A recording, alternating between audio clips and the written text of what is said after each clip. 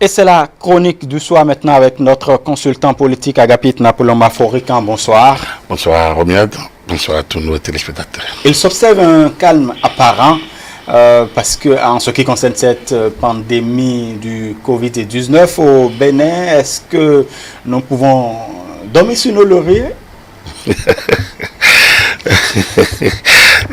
Bon, parce que nous ne connaissons quand même pas d'évolution depuis. Oui, c'est vrai, mais bon, c'est vrai qu'on nous demande de nous déplacer le moins possible. Ça veut dire que, bon, en dehors du boulot, pour nous qui travaillons encore et à plein temps, et la maison, donc oui, on peut dormir. On peut dormir, mais il ne faut pas oublier les règles usuelles, les règles que Jacqueline vient de rappeler, et sur les qui fondent l'émission Covid-19 et codifiée d'ailleurs, qui fondent la mobilisation de tout le peuple, qui fondent le gouvernement qui bouge, qui était hier encore au nord pour des dons de matériel et pour l'inauguration, en tout cas la mise en service des centres d'isolement. Donc, ça veut dire quoi? Ça veut dire qui veut la paix prépare la guerre, dit-on. Donc, oui, on peut se réjouir, mais il y a des cas encore qui vont revenir. Le ministre l'a dit clairement. Vous avez toujours insisté sur ça. Exactement. Donc, on ne peut pas. On est dans un cycle. On n'est pas encore dans la valeur la valeur basse de, comment on appelle ça, les mathématiciens diront le pic, ça c'est dans la valeur descendante encore. Non, nous sommes encore au niveau où il y aura encore des foyers ici et là. Le gouvernement prend ses dispositions, les populations doivent continuer à prendre les dispositions, à marquer les règles, à respecter les règles en question. Donc un calme.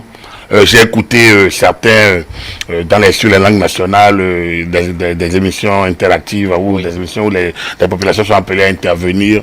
Bon voilà, ah oui, bien c'est bien, le Bénin est béni, il faut faire ci, oui, c'est vrai. Les autorités ont été dans l'anticipation, essayent de gérer au mieux. Quand vous écoutez vous vous dites mais bon, mais on est un pays béni, parce que vraiment quand même qu'une personnalité du genre connue un peu, qui n'a pas sa langue dedans, et puis enfin on arrive à le dire 2 fois en moins d'1 mois de nous, il y a de quoi se réjouir. Mais après, nous devons pas baisser la garde. Voilà, donc dormir paisiblement en respectant les règles. Pourquoi pas? Voilà. Très bien. En tout cas, pour pouvoir au mieux contribuer à la gestion justement de cette pandémie. Nous allons parler politique maintenant. Vous savez que depuis ce matin, les partis politiques en lice pour les prochaines communales connaissent leur position. C'est bien spécifique cette année, on pourrait dire. Est-ce une innovation? En tout cas, à vous de nous le dire, puisqu'aujourd'hui, au lieu des chiffres, on a eu des thématiques. D'aucuns parlent de valeur même, puisqu'on parle de tolérance, on parle de paix, on parle d'égalité, on parle de liberté et on parle de fraternité. Je vais vous décevoir. Tout ça n'a de valeur que pour les politiques. C'est à noter, hein? Non, pourquoi? Ça n'a de valeur que pour les politiques. Les valeurs sont des valeurs de la République. C'est des valeurs, ce n'est pas des valeurs de parti. La fraternité, c'est notre devise. Le travail, c'est notre devise. La justice, c'est notre devise. L'égalité, c'est dans le préambule déjà. Quoi encore déjà? Il y a la paix.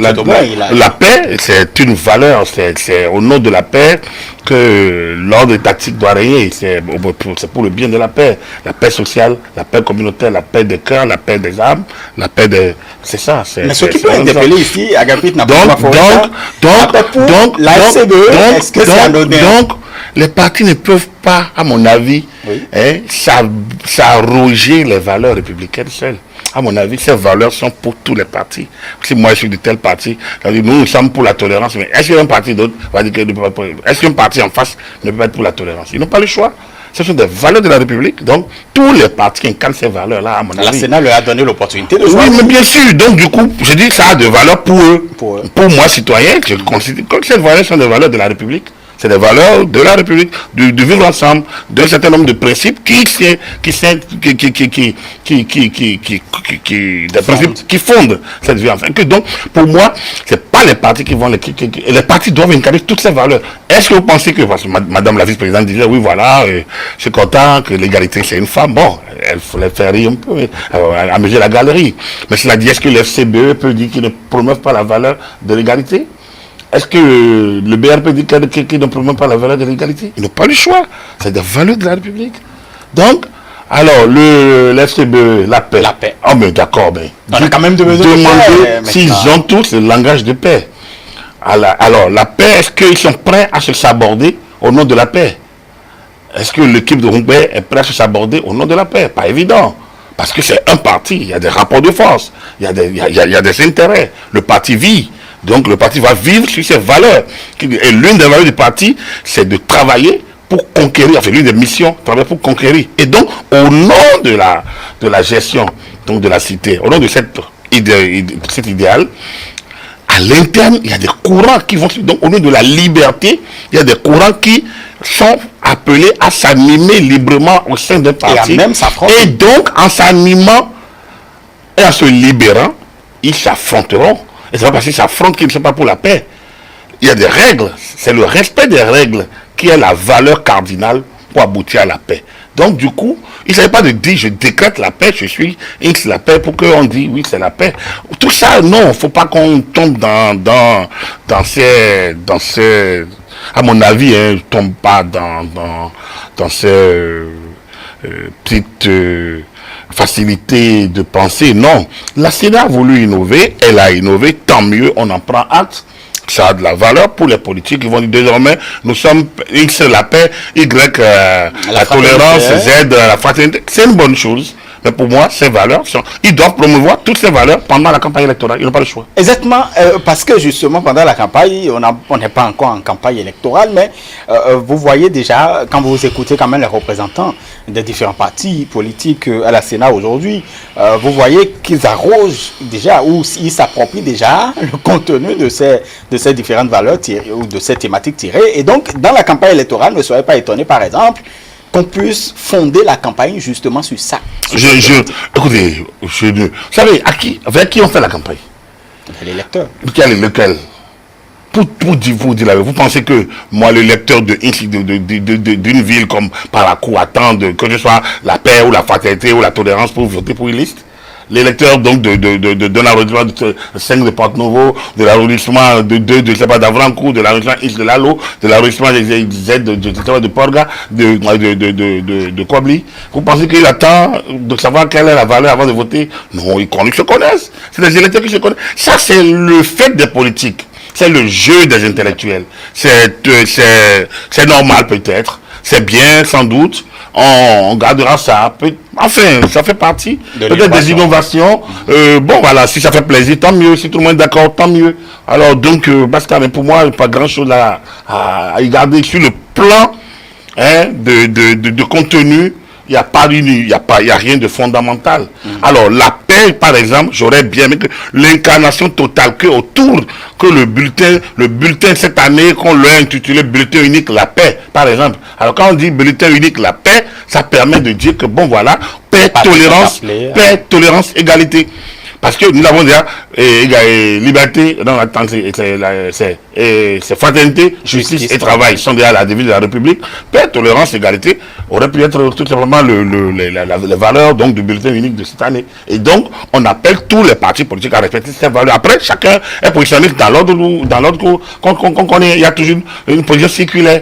Ils sont 5, normalement, une position circulaire ou une position cardinale, je ne sais pas, rectangulaire ou carré. Donc, avec quelqu'un au milieu, comme l'axe central. C'est pas, on aurait pu le faire comme ça. Donc pour moi, il y a plusieurs manières de faire. La Sénat a choisi. Et puis bon voilà quoi. Donc on prend acte, les partis sont contents. Ben soyons contents avec eux. Et puis voilà. Voilà. En tout cas, les partis ne s'entendent pas forcément. Là ils sont plus contents. Là, on quitte la Sénat, mais on retrouve une autre institution de la République puisque il s'agit de la haute autorité de l'audiovisuel et de la communication.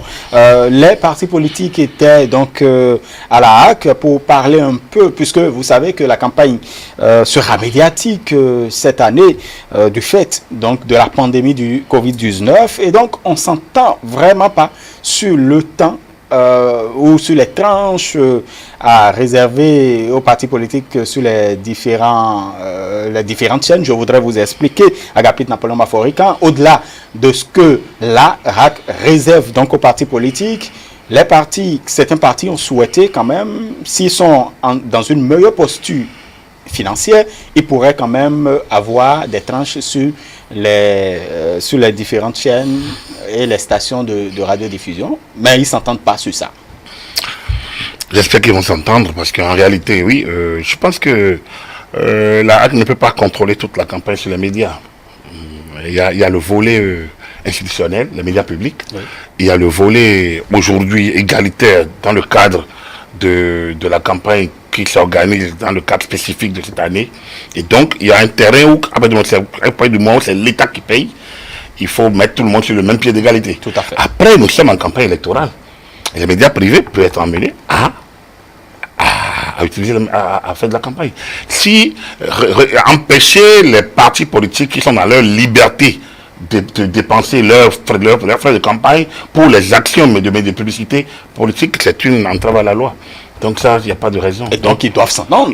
Non, c'est pas qu'ils doivent s'entendre. Les partis doivent être autorisés à utiliser les canaux qui ne sont pas contre la réglementation actuelle pour faire leur campagne. Le code électoral dit que les partis politiques utilisent les médias pour leur campagne et que la haute autorité de la communication réglemente. Donc la réglementation ne veut pas dire que tout le monde doit être sur ce que nous on vous donne. La réglementation, comme ça devient, alors on met tout le monde au même pied d'égalité. Ce n'est plus une campagne électorale, ça veut dire que il y a plus de compétition. Au moment où quelqu'un, comme je l'ai dit, comme quelqu'un a envie de dépenser son argent, je ne sais pas quoi, après on a autorisé des dépenses de campagne. Les dépenses de campagne s'entendent, des dépenses pour la publicité. Et à partir du moment où certains meetings ne peuvent pas avoir lieu, les gens disent, ok, nous on a les moyens pour ça, on a dégagé des moyens pour ça, on le remet dans les médias. De toute façon, ce qui va se passer, c'est si la RAC interdit sur les médias classiques, les gens vont utiliser d'autres médias sociaux qui vont lui échapper parce que techniquement, elle n'a pas les moyens. Donc autant autoriser sur les médias classiques et contrôler, se donne les moyens de contrôler, et plutôt de réglementer, restreindre les autres canaux qu'elle ne peut pas contrôler. C'est ça le problème. Parce qu'en ne permettant pas aux gens de maîtriser les canaux, de le faire sur des canaux qu'elle peut contrôler, ça va lui échapper. Ça, c'est une évidence. Donc, il ne faut pas qu'on se leurre. Et n'oublions pas, nous sommes en publicité politique. Nous sommes en campagne électorale. Dès que la campagne commence, c'est la publicité. Le Covid n'interdit pas qu'il y ait publicité, qu'il y ait compétition. Donc, à partir du moment où on a maintenu les élections, on doit permettre aux partis politiques de faire la campagne. Dans le cadre du respect des mesures de ça. Parce que, s'il n'y avait pas Covid, après la réglementation que fait la HAC, les partis politiques étaient libres d'utiliser les médias privés. Absolument. Donc la Covid n'empêche pas l'utilisation. En réalité, voilà. De pouvoir s'offrir des tranches. Exactement. Puisqu'ils ont des moyens pour ça. Et il y a, certainement que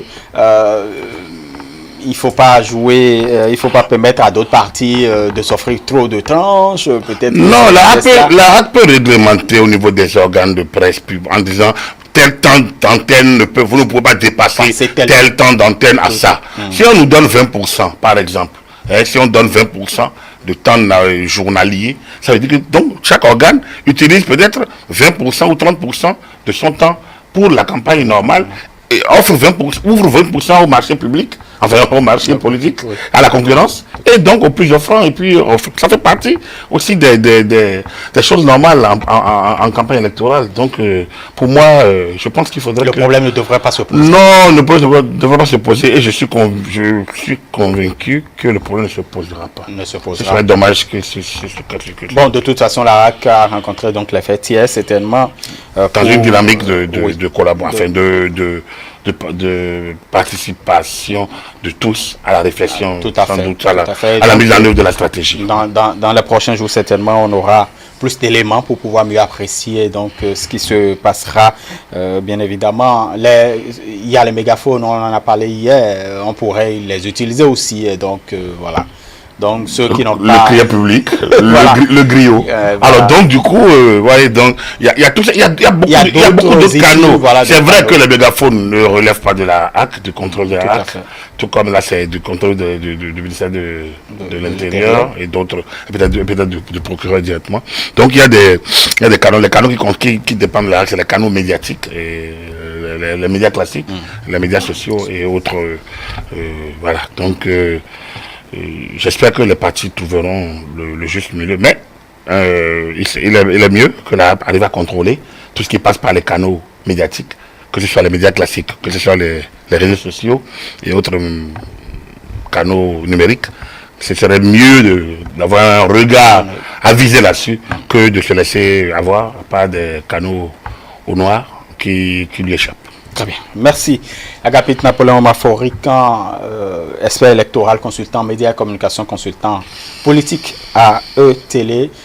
Donc, c'est la fin de votre émission Le Grand Soir, chers amis téléspectateurs. Tout juste après nous, vous aurez droit au plateau Le Temps des Moissons. Donc, Ce soir avec le ministre de l'Agriculture. Donc, le ministre de l'Agriculture qui fera le point des actions menées durant 4 ans. Merci de nous rester toujours fidèles. Télé, le meilleur, c'est ici.